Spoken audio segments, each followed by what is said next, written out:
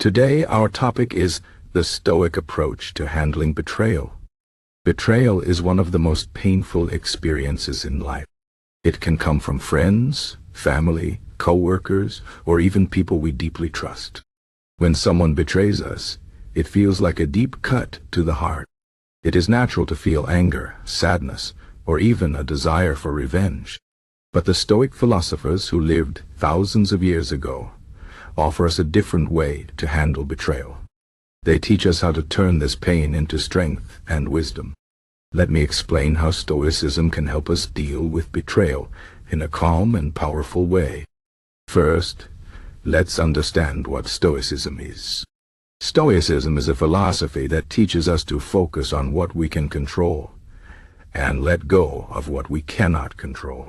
The Stoics believe that our emotions, like anger or sadness, come from our thoughts and judgments, not from the events themselves.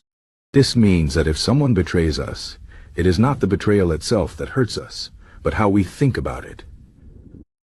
For example, if a friend lies to us, we might think, how could they do this to me? They don't care about me. This thought creates the pain, not the lie itself. The Stoics would say that we can change our thoughts and, in doing so, change how we feel. When we are betrayed, the first thing we should do is pause and not react immediately.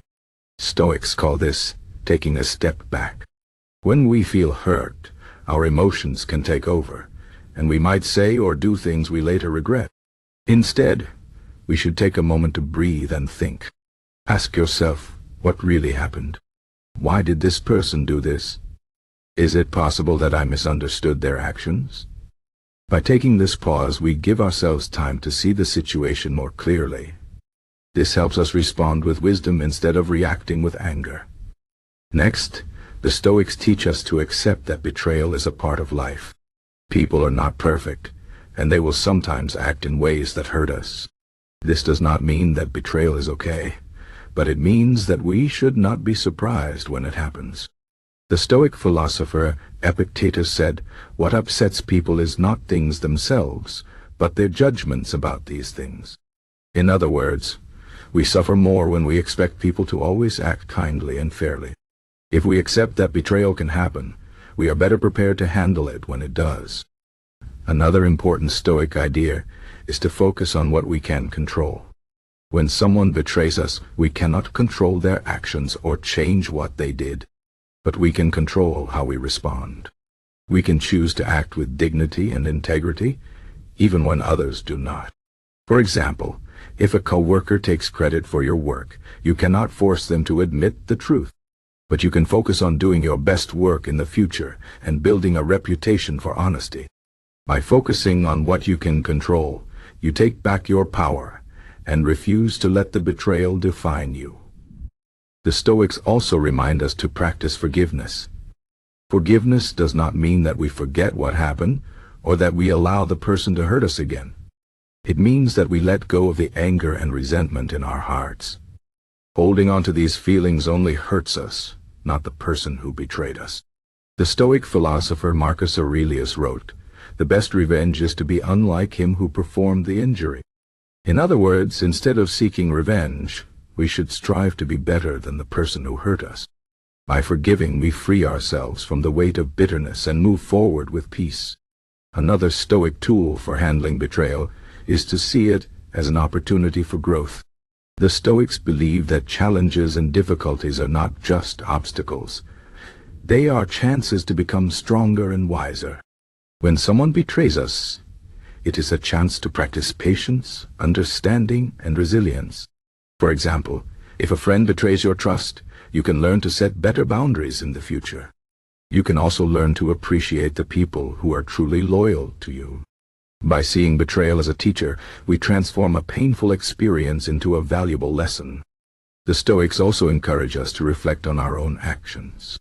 When we are betrayed, it is easy to blame the other person and see ourselves as victims. But the Stoics would ask us to look inward and ask, is there anything I could have done differently? Did I ignore warning signs or fail to communicate clearly?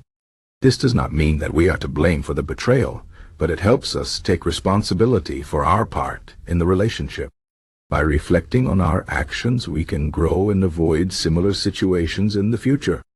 Finally, the Stoics remind us to focus on the bigger picture. When we are betrayed, it can feel like the end of the world. But in the grand scheme of life, this betrayal is just one small event.